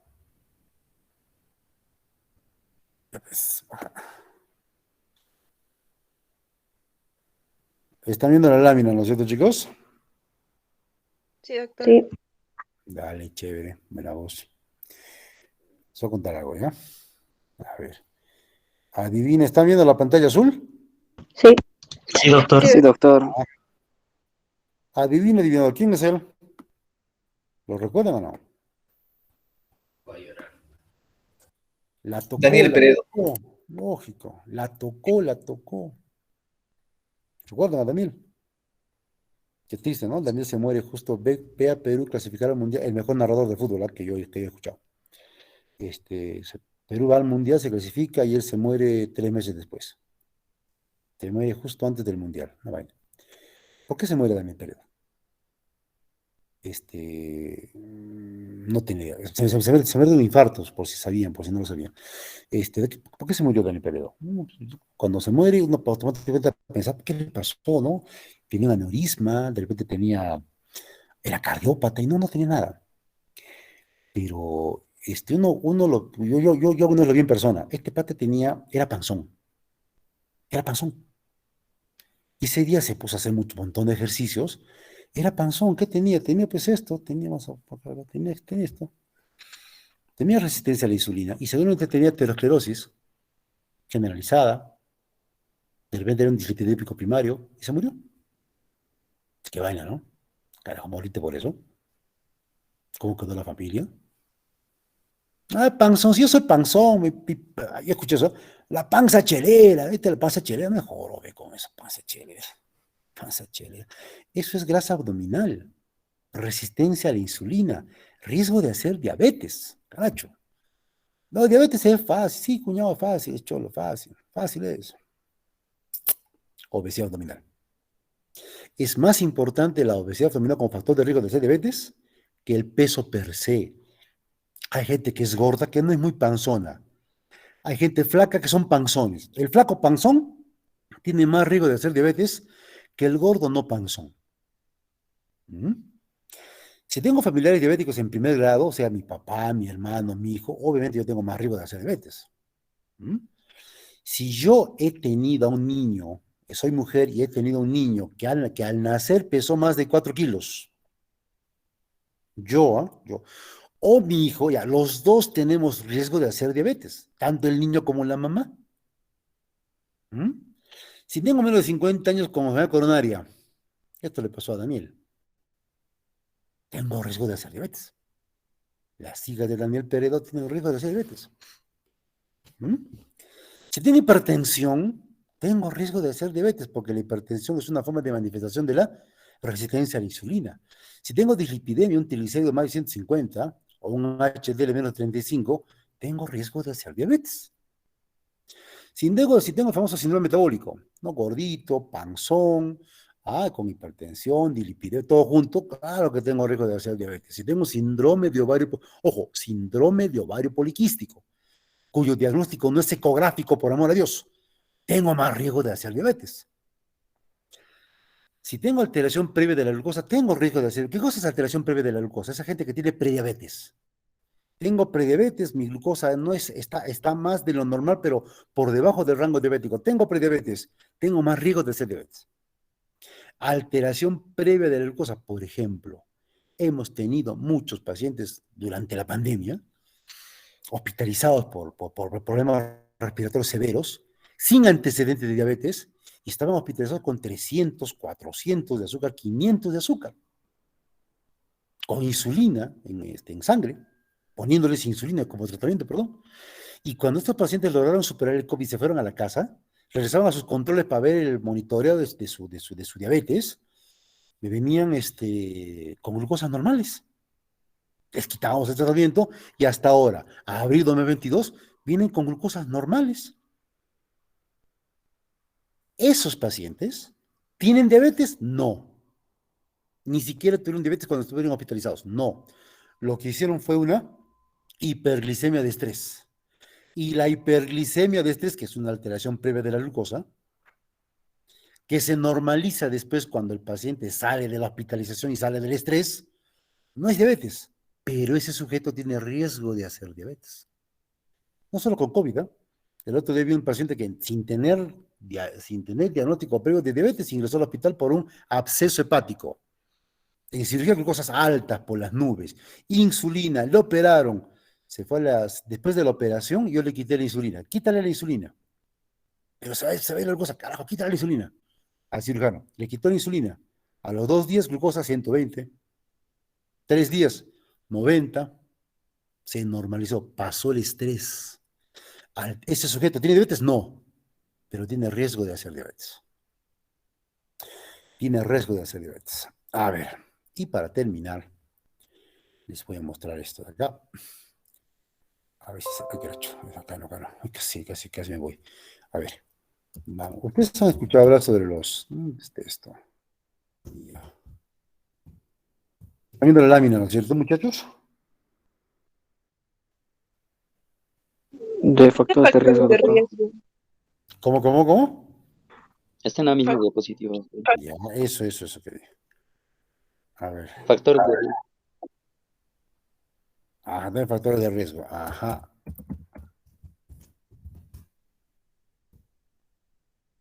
¿Alguno de ustedes ha oído hablar de los indios Pima? Sí, doctor. Sí, doctor. ¿De qué han escuchado hablar, qué han escuchado hablar a ver de los indios Pima?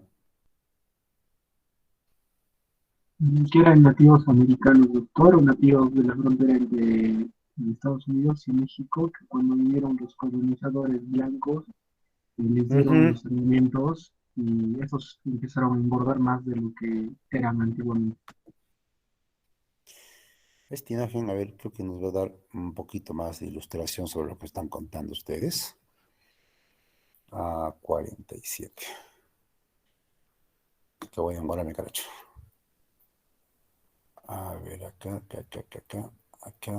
es baja.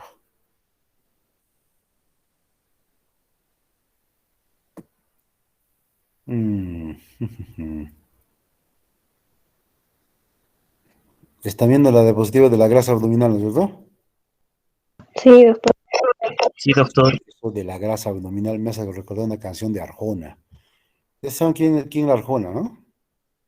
Creo que ya no Sí. canta. Ricardo. Me gustaba mucho Ricardo Arjona. Tiene buenas canciones, Ricardo. Hay mucha gente que no le gusta. A mí sí me gusta. Tiene una canción que se llama Señora de las Cuatro Décadas. Y en esa canción habla de la grasa abdominal. Sí, pues cuando todos estos docentes, alguna vez el doctor Pablo Grajeda era flaco, les cuento, ¿no? Todos engordamos después de graduarnos, caramba. A ver, ven esta foto bien interesante. Acá se la voy a mostrar. ¿Están viendo la lámina? Sí, doctor. Ya. Los indios Pima eran nativos americanos, nativos así como los chancas, así como los incas, los paracas, eran nativos americanos, ¿no? Y los indios Pima, de acuerdo a esta lámina, son estos, los indios Pima acá, el 4. Hay otra población más grande de indios Pima que es esta, la 1, acá dice Pápago, ¿no? Estos eran los Pima en realidad, acá. Entonces, antes estaba en poder, toda esta zona era México.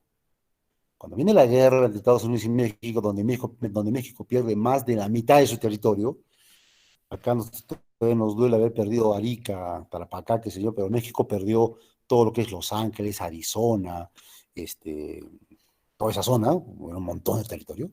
California, caramba, es tremendo. California casi el deporte de Perú. Ya todo eso perdió México. Los indios Pimas fueron divididos, antes estaban bajo territorio mexicano, dominio mexicano.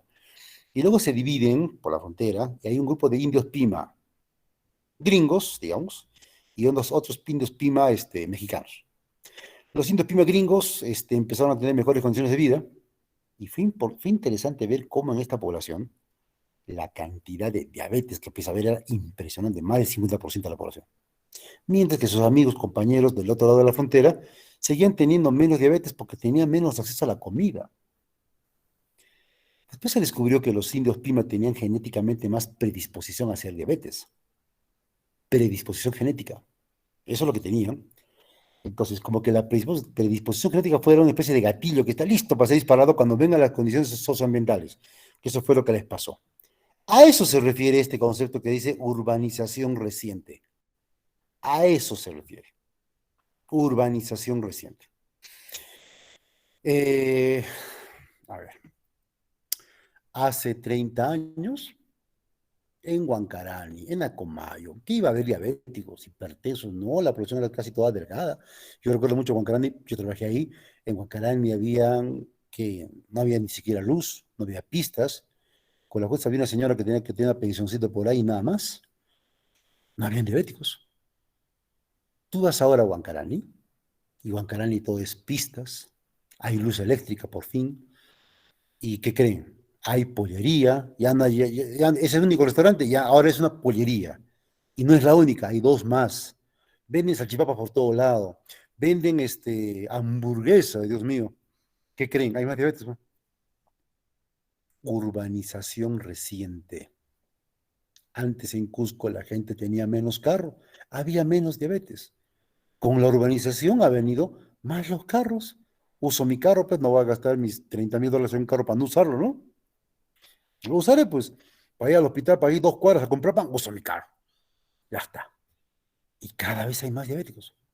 A eso se refiere la urbanización reciente. A ver, hagan ese mismo estudio de diabetes en Huaraz y a ver si sale la misma cantidad de diabéticos de antes. Sale mucho más. En Cusco hay mucho más diabéticos. Entonces, ese estudio que les mostré que hicimos en el año 2005, de prevalencia de diabetes en Huanchac, hoy ese estudio ya quedó ya desfasado. Ya han pasado ya 17 años. Hay que volver a hacer el estudio. ¿Cuántos diabéticos hay en la ciudad de Cusco? No, no se puede investigar porque la ONSAG ha dicho que los estudios de prevalencia no se deben hacer. Qué estupidez, por amor de Dios. Lo reniego cuando escucho eso. No hay relación entre el sexo, varones y mujeres tenemos la misma cantidad de obesidad, la misma cantidad de diabetes, por ende, antiguamente las mujeres sí tenían más riesgo de hacer diabetes porque quedaban más tiempo en casa. Ahora las chicas salen a trabajar afuera y obviamente con eso aumenta su actividad física y tiene igual riesgo que un varón. Y el riesgo aumenta con la edad, lo que le está contando. El riesgo aumenta potencialmente mucho, mucho con la edad. Ya. Entonces, una vez conocidos los factores de riesgo, la urbanización reciente, diabetes es una enfermedad, ojo, que se diagnostica fácil. Ustedes no deben tener ningún inconveniente en diagnosticar diabetes. Ni ustedes, ni un cirujano, ni un traumatólogo, menos un ginecólogo. Oye, ¿puedes diagnosticar diabetes siendo oftalmólogo? Te cuento. Es sencillo, debe ser la enfermedad más fácil de diagnosticar. Requiere un laboratorio, eso sí. Listo. Yo quiero que memoricen estas cifras. ¿Cuánto es la glucosa normal? Ojo, y esto es actual, ¿ah?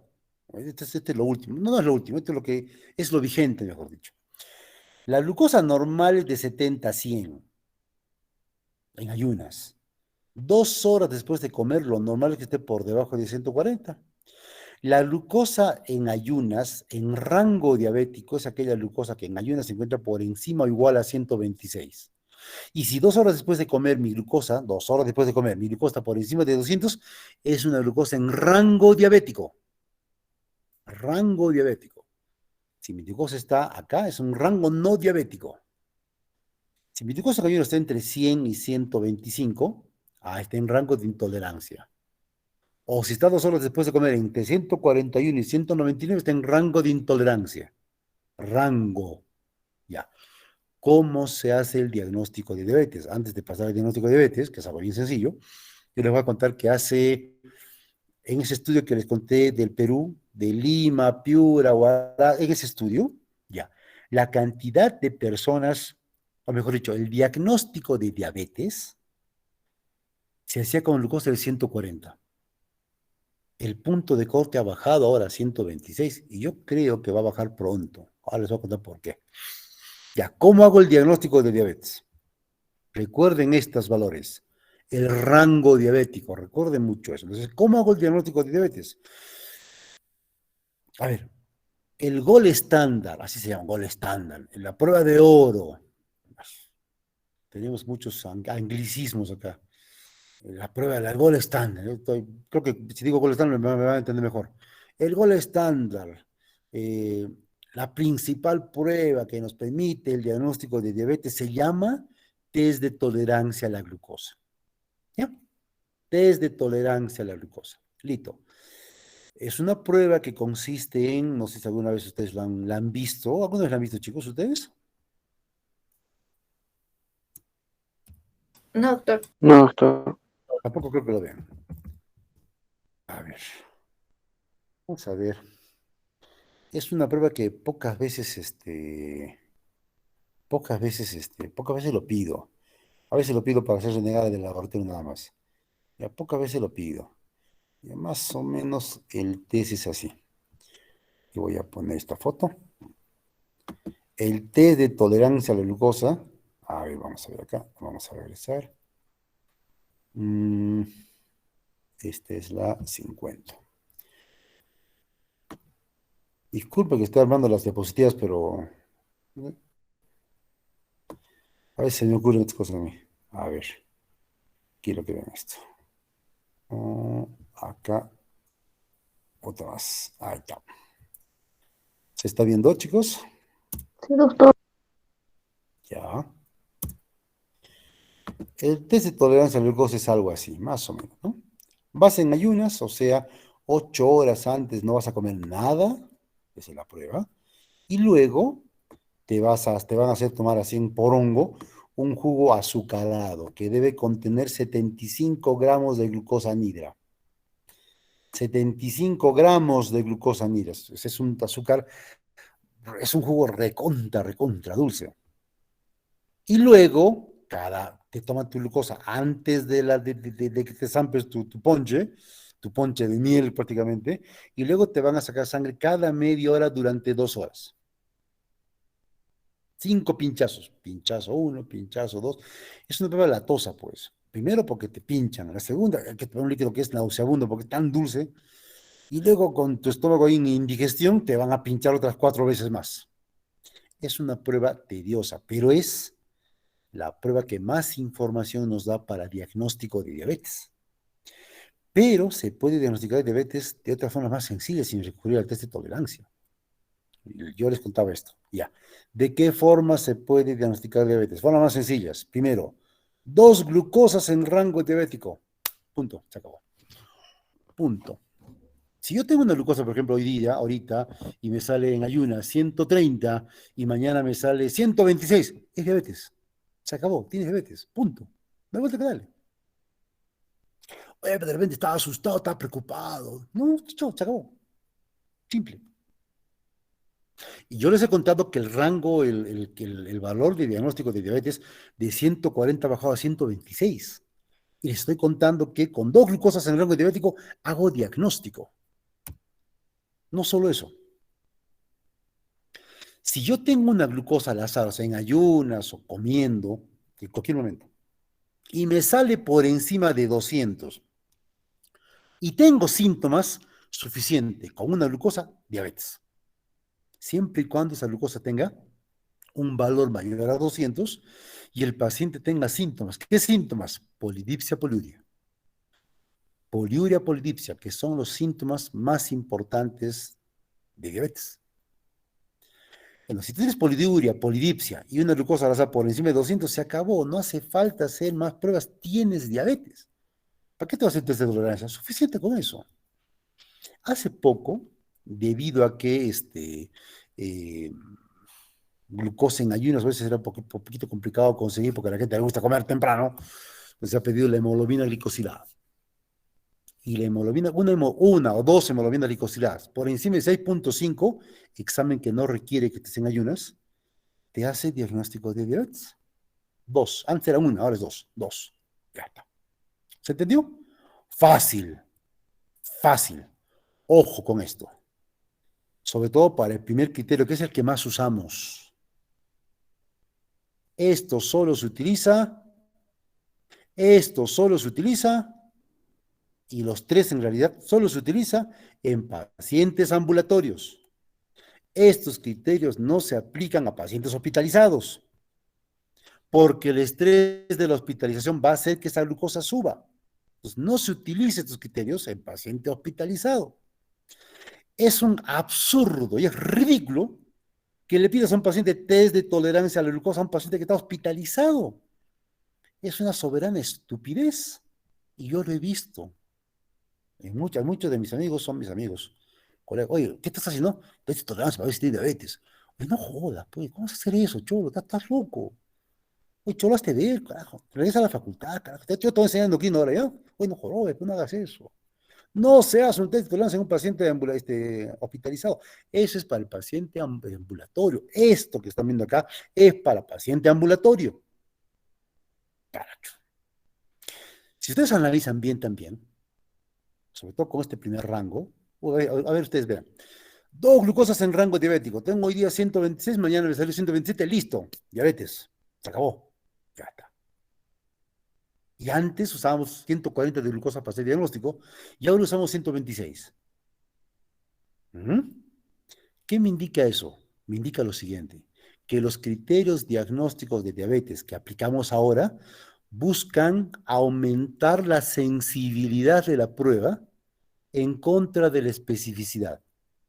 Me explico, es preferible decirle a un sujeto que no tiene diabetes que tiene la enfermedad. Es mejor decirle a uno que no tiene diabetes, decirle, oye, no, tienes diabetes. Es preferible eso que decirle a un sujeto que tiene diabetes que no la tiene. Eso se llama aumentar la sensibilidad de la prueba.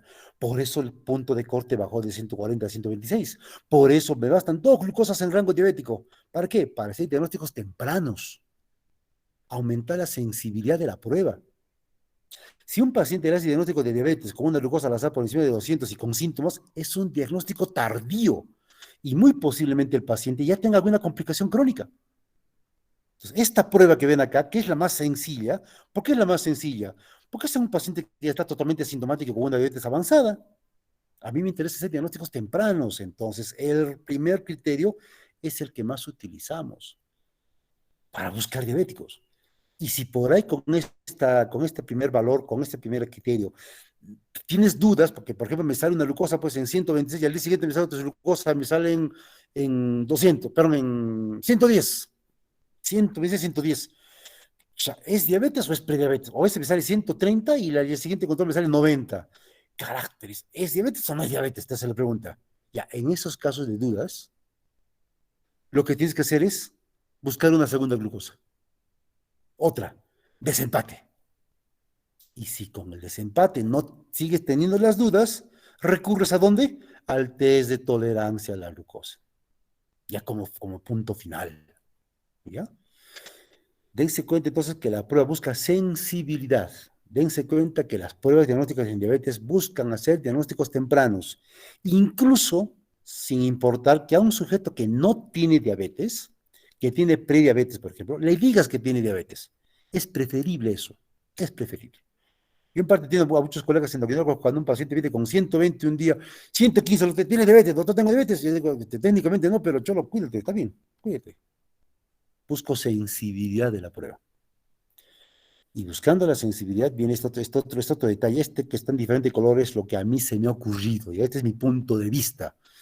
En el hospital, a veces tengo pacientes que vienen de lejos, y a veces no tengo la posibilidad de una segunda glucosa, de una tercera glucosa.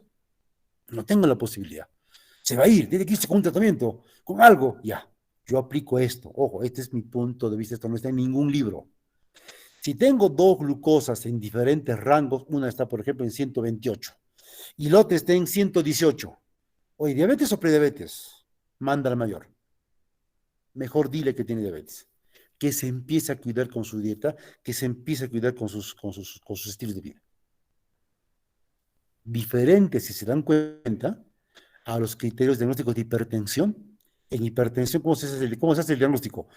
Tienes que estar en reposo, tranquilo, sin haber comido, sin haber hecho ejercicio, sin haber tomado café, te miden recién entonces la presión, y si sale alta, hay que repetirte la prueba en las mismas condiciones, en reposo de casi 30 minutos, sin haber tomado nada, descansado, relajado. Es difícil obtener esas condiciones. O sea, los criterios diagnósticos para hipertensión ya también son más específicos. Los criterios diagnósticos de diabetes son más sensibles. Y prefiero que sean sensibles. Mejor. Para diabetes, mejor. Por eso pongo ese cuarto punto. Y lo que les contaba, ¿no? El test de tolerancia. Ya, el test de tolerancia vamos a usar ya. Esto se usa en paciente ambulatorio. 75 gramos de glucosa anhidra. ¿Qué cosa es glucosa anhidra? Ustedes cuando agarran vuestro azucarero, lo ponen al medio ambiente secando toda la noche, ¿cómo amanece al día siguiente? La glucosa capta agua. En el medio ambiente hay agua. Hay agua en el medio ambiente. Claro que sí, respiramos agua. Dejas el azúcar ahí, ¿qué pasa? Se pone dura. ¿Han visto ustedes? Se pone dura. Se pone dura. Es que ha captado agua y el agua hace que el azúcar se ponga dura y cambia su peso.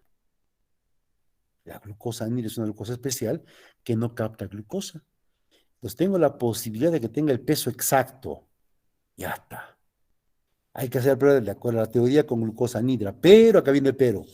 Yo he visto más en el hospital, más de una vez un pata se compró glucosa nidra y empezó a hacer sus bolsitas de 75 gramos. ¿Cuánto le costó todo su kilo de glucosa nidra? Le costó, no sé, 50 soles. Y me vendía cada bolsita de 75 gramos, me vendía 20 soles el bandido. Santo remedio, usa azúcar rubia, ¿ya? Usa azúcar rubia, no importa. Azúcar blanca, no importa. Azúcar impalpable, mejor todavía. Ya está, ahí está. Cuesta un poquito más barato. 75 gramos, 74, 73, una exquisitez usar el glucosa nidra. Uso el método de glucosa oxidasa para medir glucosa a los 30, a los 60, a los 90 y a los 120. ¿Cuáles son las glucosas más importantes en el test de tolerancia? La glucosa en ayunas y la glucosa 2 horas postprandial.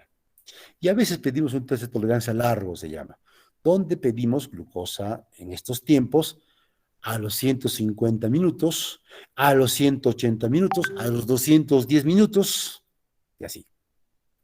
Y hay que saber interpretar pues todas las glucosas, la de los 30 minutos, la de 60 minutos, 90 minutos, en muchos sujetos que tienen, hay mucha gente, por ejemplo, que tiene glucosa en ayunas, me sale 120, a la media hora te sale 200, a la hora te sale 250, a la hora y media te sale 250 de nuevo, y a los 120 te baja a 130.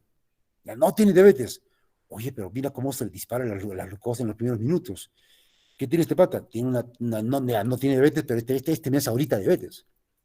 El test de tolerancia a la glucosa me brinda mucha más información, pero es una prueba que tiene estos inconvenientes. Hay que pincharle mucho al paciente, se hace más costosa. En cambio, estas otras pruebas, la simple glucosa con glucómetro, ¿eh? De acuerdo a las guías que a tanta gente le gusta llenarse la boca con guías, de acuerdo a las guías hay que usar glucosa de laboratorio. Yo con glucómetro les hago diagnóstico. Otra vez, recurro a lo sensible, a lo más práctico, a lo más inmediato. En el hospital tenemos gente que viene de Chumbivir, que viene de Espinar, no se da el lujo de venir 2 veces en una semana. Es difícil, es complicado. Ya. Estos test que les he mostrado es para paciente ambulatorio, no es para paciente hospitalizado. ¿Mm? Se usa siempre solamente en pacientes hospitalizados. En otras palabras, no puedo hacer el diagnóstico de certeza de diabetes mellitus en un paciente hospitalizado por sus glucosas altas. Oye, pero está en 300, ¿será? Pues aguanta, que salga de la hospitalización y veremos si tiene diabetes. De repente sí tiene, pero no puedo diagnosticar con certeza. Entonces, si un paciente llega al hospital con glucosas altas, el diagnóstico, y no tiene antecedentes de diabetes, el diagnóstico es hiperglicemia de estrés. Versus diabetes tipo 2. No estoy seguro cuál de los... Ojo, cuando no tiene antecedentes de diabetes. Si ya le han diagnosticado diabetes hace 2 años ya, pues es un paciente diabético descompensado. Otra forma de poder hacer diferencia entre un diabético y un paciente con hiperglicemia de estrés es fácil, ¿no? Mira con el COVID, ¿desde cuándo está con el COVID? Con la tos y con la falta de aire. Hace 4 días, doctor. Pucha, 4 días, ya. Glucosa a 300. Dime, tú tenías con 300 ya debe haber polidipsia y poliuria. Dime, ¿tú te ibas al baño cada rato a orinar, a tomar agua? Antes de que te cayera mal. No, doctor, nunca. Yo dormía normal mis 8 horas, dormía, no tenía nicturia, no tenía poliuria. Nada, tú no tienes diabetes. Es una hiperglicemia de estrés, o de repente si era diabetes, pues si tenía una glucosa de 150, 130, antes de estar hospitalizado y ya es una diabetes asintomática, y cuando el paciente se hospitalizó por el COVID, o por la fractura de cadera, o por la apendicitis, qué sé yo, la glucosa subió. Otra vez, es difícil hacer diagnóstico de diabetes en un paciente hospitalizado. Pero si me dice, por ejemplo, el paciente, sí, yo tenía, doctor, estaba bajando de peso, orinaba mucho y tenía mucha sed antes de que cayera enfermo. Sí tiene síntomas de diabetes. Tiene diabético. Ahí sí. Ya, chicos, hasta acá la clase. ¿Preguntas?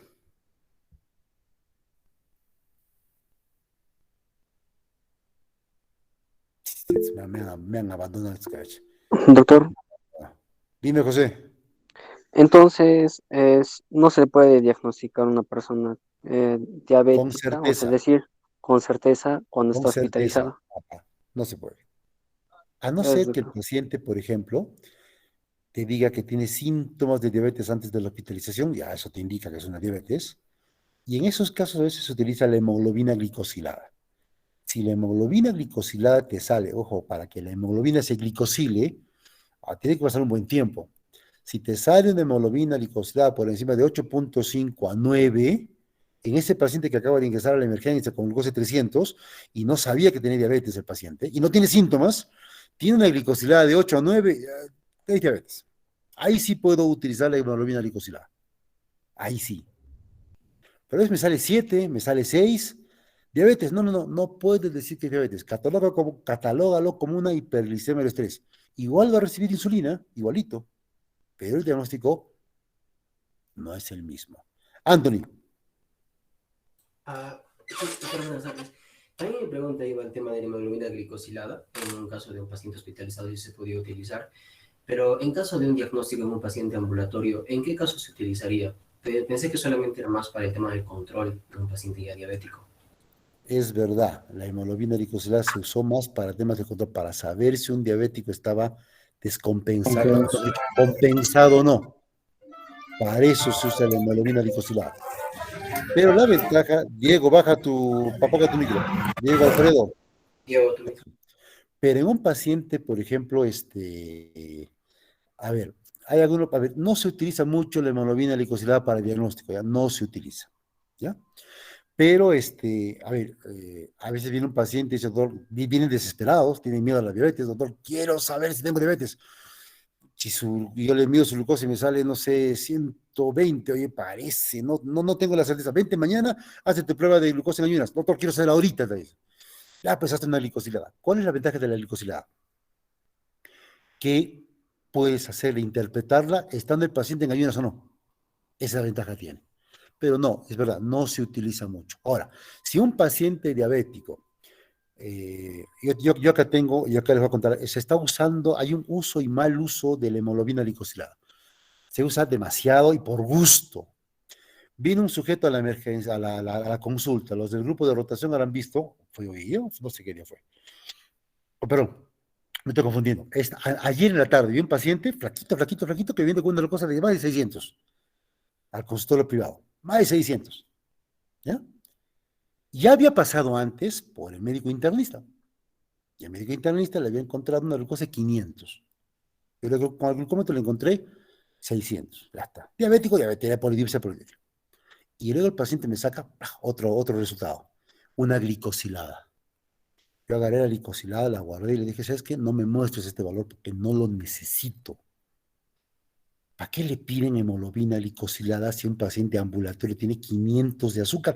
Obviamente va a salir alto. Entonces yo estoy observando un uso y abuso de la hemoglobina glicosilada.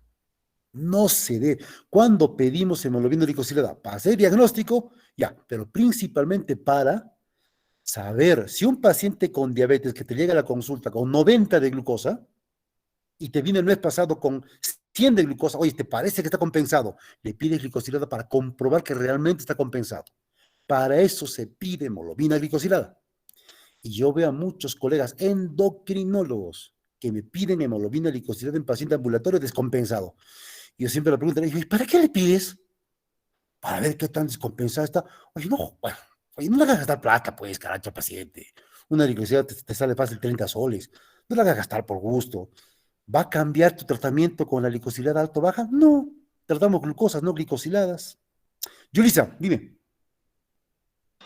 Doctor, tengo una duda. Si, bueno, el paciente en hospitalización presenta glucosas altas y aparte de eso, bueno, usted lo observa que es obeso, tiene antecedentes de hipertensión y aparte te comenta que su mamá es diabética, ¿podría sospechar que el paciente tiene diabetes? Claro, puedes sospechar, sospecha nomás, pero no puedes confirmar. Sospecha. Yo sospecho que le vamos a ganar 3-0 a Emiratos Árabes. Sospecho.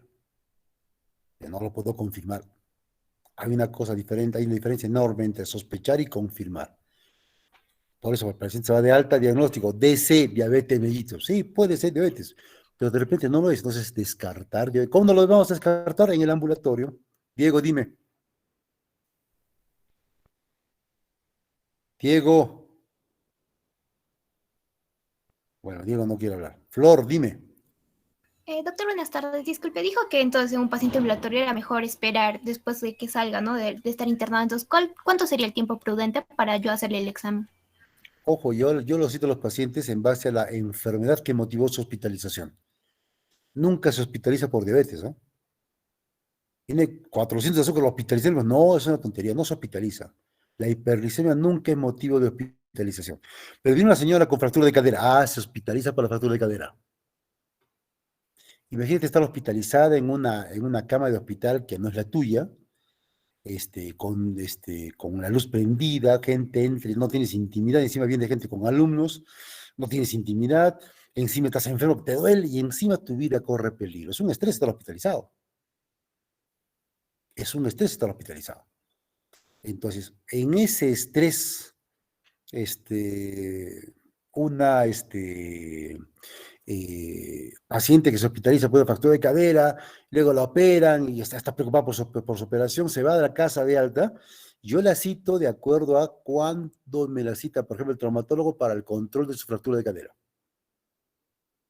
Y ese día aprovecho para que la control, pero no hay un momento especial. Si el paciente ha sido curado de la hospitalización, espera una semana. En una semana esa glucosa se debe normalizar si no tiene diabetes. Mireli, dime. Doctor, buenas tardes. Yo tenía una consulta respecto a cuándo se le dice glicemia alterada en ayunas. Cuando te sale por encima del 126 o 126 y es una sola glucosita. Glucosa, perdón, me estoy confundiendo. Glucosa alterada en ayunas significa una glucosa en ayunas que se encuentra por encima. Aquí te voy a repetir la diapositiva para que acá, estamos acá, ¿no es cierto? Y me sale por encima de 101, pero por debajo de 126, acá digo, glucosa alterada de ayunas. Si me sale una glucosa por encima de 140, pero por debajo de 199, glucosa alterada en postprandial. O si quieres, prediabetes. ¿Se entendió? Entonces, doctor, decirle intolerancia, prediabetes o glicemia alterada en ayunas es lo mismo. Exacto, muy bien. Lo entendiste. Está bien, doctor, muchas gracias. Ya, chicos, hasta acá nomás. Nos encontramos, el próximo martes, yo no voy a estar, no creo que hagamos clase, voy a estar de viaje, así que, y el próximo viernes es Viernes Santo, ya, 12 platos, así que, yo no soy católico ya, pero yo festejo el catolicismo, caracho, claro que sí, yo festejo, así que si me dan feriado por eso, enhorabuena. Dime, Klinsmann, última pregunta. Doctor, buenas tardes. Una Hola. pregunta. Yo leí que en el artículo se decía que normalmente a partir de los 40 años había una disminución de la insulina en los pacientes. Por eso se presentaba más que todo diabetes tipo 2 en las personas mayores. Ahora, otra consulta más era, ¿cómo se llama? La glicosilada, doctor. Tenía entendido que en algunas patologías también puede estar alterada, entonces no es tan recomendable usarlo. A ver, cuando tienes anemia o policitemia, ¿se puede alterar la glicosilada? Sí, ¿ya? Cuando tienes alguna enfermedad pulmonar crónica que te lleva a una policitemia, ¿se puede alterar la glicosilada? Sí, en eso estamos de acuerdo. Sí, doctor, por eso yo les he mencionado que el gol estándar es test de tolerancia a la glucosa. La segunda herramienta es dos glucosas en rango diabético, listo, diagnóstico. La hemoglobina glicosilada pues se puede en tercer lugar. No se usa mucho en realidad, pero a veces nos sirve mucho. Lo que yo estoy viendo ahora es un uso indiscriminado de la hemoglobina glicosilada. Uf, un montón. Todo el mundo lo pide. Está en cetosis glicosilada. No sé para qué carajo le pide glicosilada. ¿Ya? Siempre hacen lo mismo. Yo no sé para qué. Honestamente tengo mis serias discrepancias con muchos endocrinólogos, no con internistas, endocrinólogos, respecto al uso de la glicosilada. Le piden a cada rato, yo no sé para qué, para saber cómo estaba. Claro que va a salir alto. Yo no le pido por eso. Ahora, cuando tú vas aumentando en años, tus células beta ya no trabajan igual que antes, por supuesto. Y cuando vas aumentando en años, es frecuente que vayas engordando. Anota tu peso, Klinsmann, de ahora, y cuando tengas 50 años vas a ver que vas a pesar el doble. Ese es el problema. Mientras más edad tenemos, más riesgo tenemos de engordar, y al engordar más hay más resistencia a la insulina. Ya chicos, voy a coordinar con Esther para ver cuándo hacemos la clase de recuperación del martes que viene, ¿ya? Ya chicos, hasta acá los dejo, estudien pues y tengan una buena semana. Chao muchachos. Gracias, doctor. Ya, chao chicos. Muchas gracias, doctor. Gracias, doctor. Gracias, doctor. Chao chicos.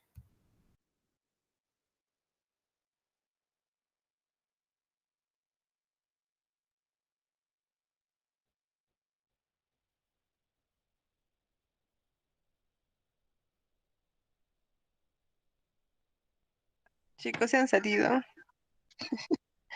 Sí, la mayoría se salió esto. Vale. Chicos, voy a mandar el form yo. Y van a tener 5 minutos. Listo.